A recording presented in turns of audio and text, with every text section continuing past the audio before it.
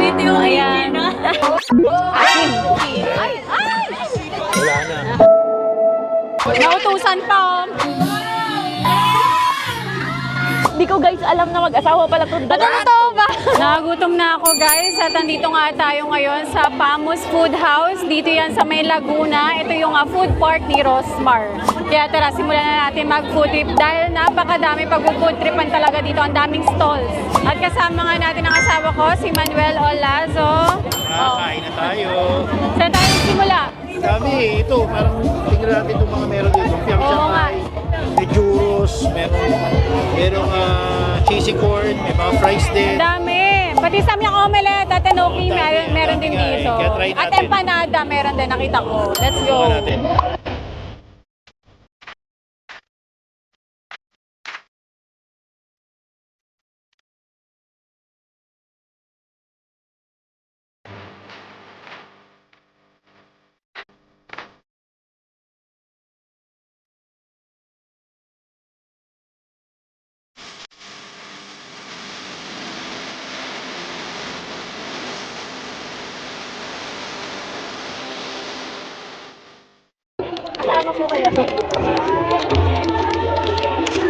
Eto. Ito Parang po gusto ko yung sa- mag-takoyaki Ate, ngayon. Ang tagal kako. ko na hindi kumakain ng takoyaki eh. Eto, meron tayong nakita dito, LDK Takoyaki. Ate, magkano Hi po po. yung takoyaki nyo? Ito ma, may 50 pesos, 70 pesos po. Depende 50 po sa pesos lang. flavor. Ilang piraso yung 50 pesos? 4 pieces na siya ma. 4 pieces na siya. Yes po. Ano yung best seller nyo dito? Mabili po sa amin ma'am ito. Yung squid bits po na 4 pieces, 8 pieces po. Ano na siya? Cheese bomb na po. Cheese ba? Apo. Cheese bomb na siya. Sige nga. Mabilis din order naman ko. ito. Ito okay na din siya. Ito ma. Ay, ang bilis na. Ito na Ang ma. bilis nga. Hindi, order na kasi ako kanina bago ako mag-intro. So, ayan na guys. Ito nga yung Cheese cheese bomb. bits na cheese bomb. Meron siyang cheese sa taas. Ayan, 80 pesos, 4 pieces, cheese bomb na yan. Ito guys, mainit siya talaga. Kaya dapat pagkakain kayo takoyaki, palamigin nyo muna para ma-enjoy nyo eh. Pero masarap din kasi siya pag mainit. Pero grabe naman to, umuusok-usok pa. Subukan na nga.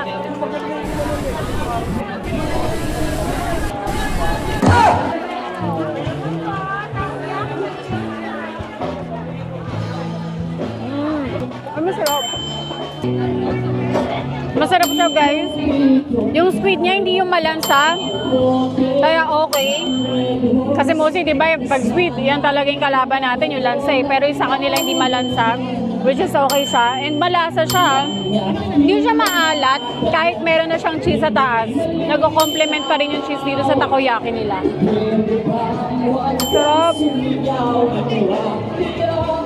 And ito, parang yung version niya, may pagka-Pinoy style na takoyaki. Hindi siya yung authentic na lasa ng Japanese takoyaki, pero pasok sa panlasang Pinoy. Masarap yung takoyaki, guys, pero tara, hanap pa tayo ng iba. Nakadalawang subo ako doon sa takoyaki. Pinigilan ko sarili ko kahit nasarapan ako kasi meron pa tayong iba pang mga kakainan dito. No, meron din silang samyang omelette dito. Ayan samyang omelette, 170 pesos dito. So ayan guys, ito na yung pork enoki, 70 pesos. Kasi mas mura talaga ang pork. Kaya tas may kasama siyang cheese. Lagyan din natin.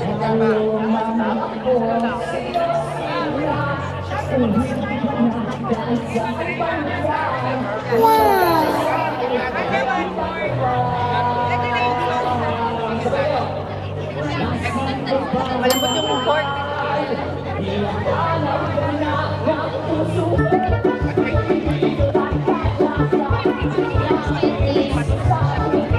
Medyo nahirapan lang mo yan, pero hawakan mo muna kahit cheese pa lang, okay na rin siya. Kung hindi kayo masyadong hilig sa mga malalasa na pagkain. Ayun, okay to. Ayan lang, try mo, enoki. Ay! Wala na. Grabe naman sa Aito. Wala na laman yun. Ito nandito na lahat, oh. Oo nga, buti isa na lang yan.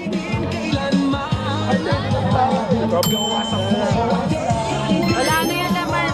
So ayun na guys, ito na nga yung samyang omelette. And by the way, ito sa samyang omelette natin dahil yung sa kanilang gamit pa lang nila. What? Sa noodles pa lang, iba na. Dahil yung gamit nila noodles is yung pink, which is yung carbonara. Tapos meron pa sila nilalagay na cheese sauce on top. At wala siyang sausage, kaya mas mura talaga siya, 170 pesos. Pero iba talaga yung nagagawa ng itlog dito dahil naliles yung anghang niya.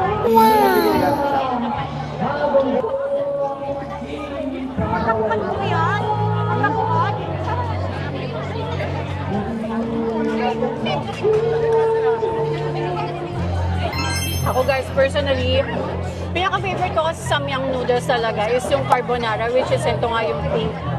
Pero para dito sa samyang omelette, mas prefer ko talaga yung black, kaya black ang gamit namin dahil mas less yung spicy niya. Tsaka pag yung black bagay sa sausage, sa cheese, and sa itlog. Pero masarap din naman to. Mas creamy. Siguro yung ano nila dito, yung concept naman nila dito, creamy na samyang omelette kasi sobrang creamy niya talaga. Creamy na yung samyang, creamy pa yung nilagay sa taas.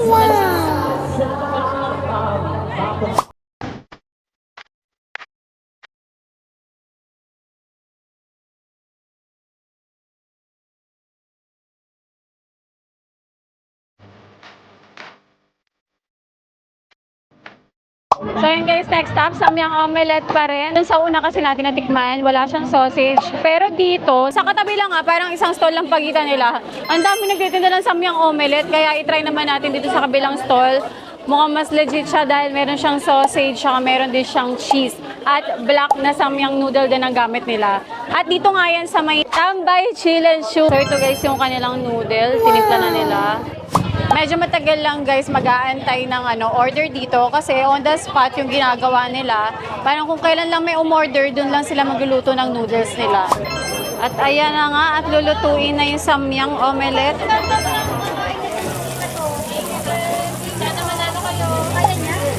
Yun. Ito na dito, wow.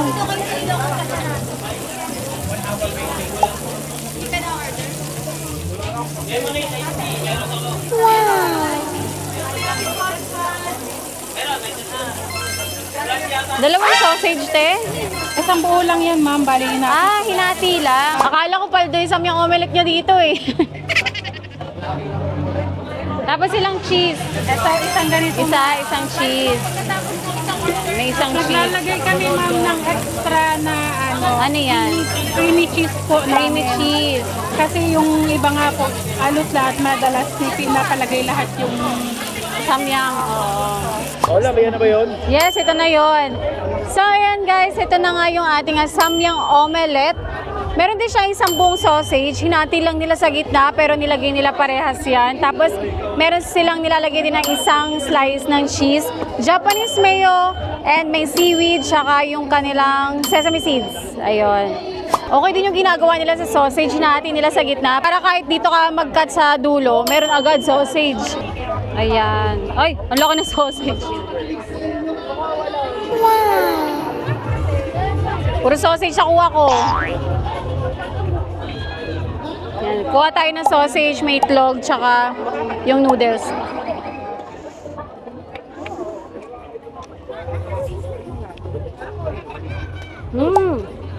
Ano, malapit pa sa atin? Malapit sa tinda natin? Malapit. Wow! Oo nga, parang kalasa niya yung yung tinda natin na samyang omelette. Meron siyang nilalagay na sesame seeds na nagpapa-add pa ng additional flavor dito. Kasi toasted yung sesame seeds na nalasahan ko. Okay din pala, may sesame seeds. Sarap.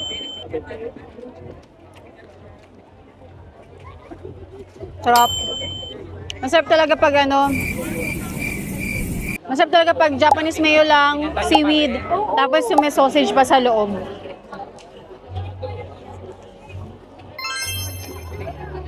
Tsaka mas bagay yung yung black na samyang. Try mo. So guys, ito yung pangalawang samyang omelette na titikman natin dito sa Pamus Food Avenue.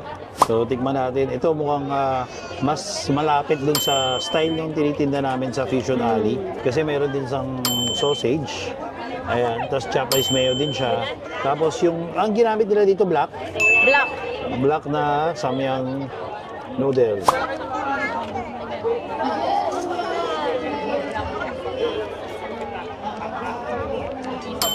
Hindi nga nagkakalayo.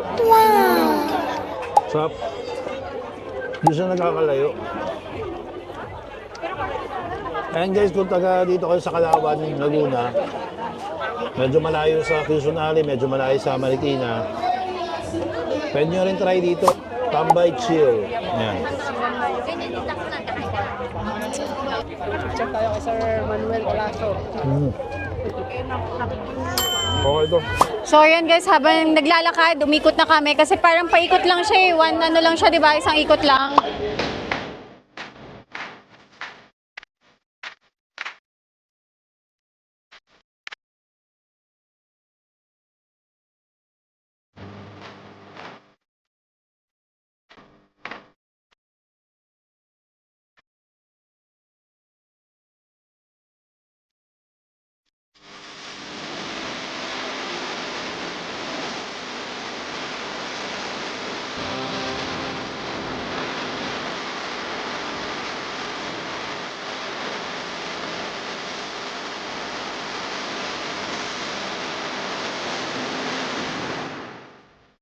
Tapos, naghahanap pa kami ng kakaiba at meron nga kami nakita dito na samyang beef roll.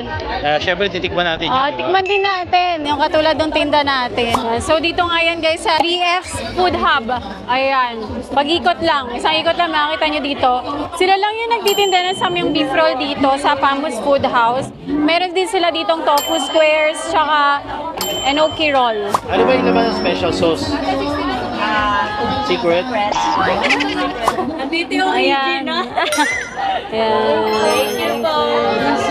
So yan guys, ito na yung samyang beef roll. Actually, paubos na. Nauna na kumain si Madwen. Ayan, kumain na siya. Mahina ako eh. Ang lasa. Kakaiba siya, iba doon sa atin.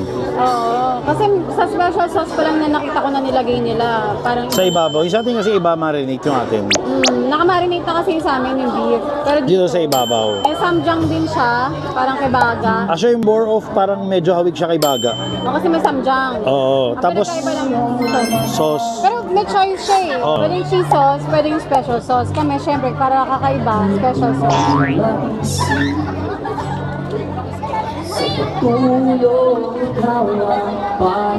Hindi na siya manghang for me. Oo, sa akin hindi na mga. Wala yung anghang niya. Meron cheese, saka beef yung nalasahan ko na lang dito. Pero mura siya, 149. Pero malita version para Yung mga gusto tumikim lang, pwede na. chicken lang, pwede na siya for the price. Ilocos Empanada, tara? Tara na, ayan. So meron tayong nakita dito ang Ilocos Empanada de Bali Coco. Ayan, sa kabilang side din siya ng Pamu Food Hub.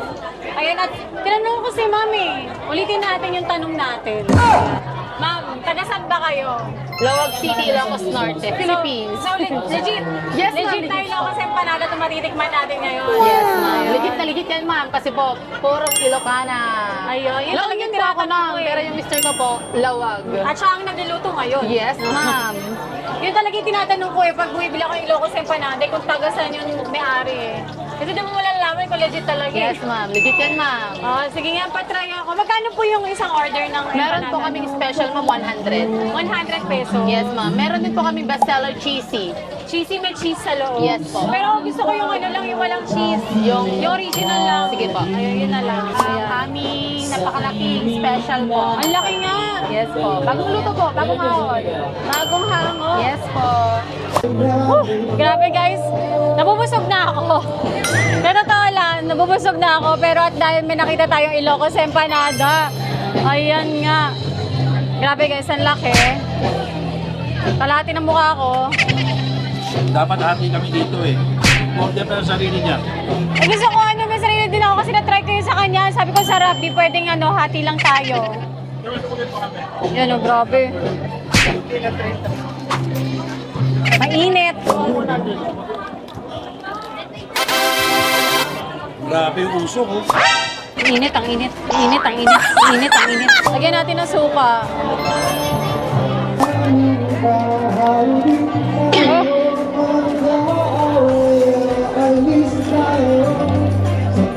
Masarap guys yung empanada nila dito. Yung wrapper pa lang nila. Malasa na yung wrapper pa lang eh. Sa loob meron siya nilalagay na cabbage, may egg. Of course, yung longganisa, hindi mawawala yun sa empanada. Kung gusto nyo ng cheese, meron din silang cheese dito. Pero ako, mas gusto ko yung original lang, yung classic lang na Ilocos empanada, which is ito, walang cheese. Oh. Sabi ni ate, masarap daw pag may ketchup. Lalagyan daw talaga ng ketchup yung empanada. So we try.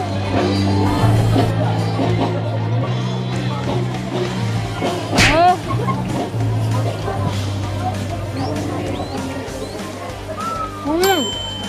Grabe yung itlog. May papaya din pala sila dito guys. Pero naku, okay na ako sa cabbage. Oh. Ano? Ano mas gusto mo? Ketchup po yung suka? Hindi ko masyadong lasahan kasi ang init. Pero masarap yung wrapper nila. Okay dito sa Pamos Food Court ah. Ang daming pagpipilian din. Kahit yung iba, medyo pare-parehas. Meron pa rin ikaw makakainan na iba. Hindi ko alam kung ngayon lang to, kung ngayon lang sila may pabanda. Pero may stage kasi. Hindi ba ngayon na yun? Bang ngayon lang no. Nauhaw na ako guys. Hanap tayo ng mainom. May meron ako nakita dito, lemonade. Order tayo. Smooth. Yan, try natin guys, lemonade. Asim. Okay siya kasi fresh lemon talaga. May bubong lemon talaga na nilalagay oh. Sige po. Magtanim kayo. Ako na lang. Nautusan pa oh. Ayan. Thank you po.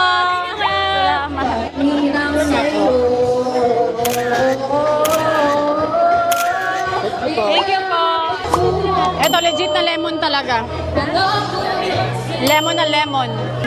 So ayan guys, grabe nabusog ako dito. Sobrang daming pagpipilian dito sa Pamos Food House. So invite mo naman sila, Rosmar. So ayan guys, punta kayo dito sa branch 1 ng Pamos Food of Calauan, Laguna. Tapat lang siya ng Pure Gold likod ng LDB. Ito yung branch 1. Then sa June 20, opening naman ng branch 2. Wow, may branch 2 agad. Sabay-sabay na siya. Sa Lamot 2 naman yun. And syempre, marami rin tayong mga special guests. And sa mga hindi makakakita ngayon kay Wilbert Ross, nandun din siya. Nandito si Rendon eh. Wala na ngayon, malis na. Pinapamigay nga si Rosmar dito, grabe. Samsung phones. Meron din tayong ipamimigay na brand new e-bike. Pero wait, sa e-bike natin ngayon, paano nga ba siya makukuha? So simple lang. Andyan yung mga tents natin, iba-ibang foods, nakikita nyo. Kada order nyo, hihingi kayo ng papel na pipirmahan nila at susulatan ng stall number sa likod. And yung harapan, susulatan nyo ng full name and cellphone number. Okay. Meron tayong tambyolo kung saan doon nyo ihuhulog anything na bibilhin nyo. For example, kahit 15 pesos, kahit ano, kahit ilan. Ayan, the more na marami kayong orderin, the more na marami kayong mahuhulog dito. And syempre, dun sa branch 2, mamimigay din tayo ng brand new e-bike and mga cellphone. Ang and dami, cash. ang dami yung papamigay. Parang lugi eh, for the nabaya tayo nangyayari. Open siya from 3 p.m. to 11 p.m. Monday to Sunday. Monday to Sunday. Walang day off. Walang day off. Every day open dito. Ayan, so sa mga mahilig mag-food trip dyan guys, at kung taga Laguna kayo, at kung gusto nyo rin dumayo, ayan, punta lang kayo dito sa Pamos Food Yes, House. and syempre, thank you kay Kuya Manuel and sa kanyang napakagandang misis. Hindi ko guys alam na mag-asawa pala to. Totoo ba? Oo, pares ko silang napapanood. Pero nagulat ako, sabi ko, Ba't kasama nun? Mas updated pa yung mga kasama mo. Mas updated sila. Next time na mapunta ka sa amin sa Fusion Alley. Pumunta rin ako soon dyan sa Fusion.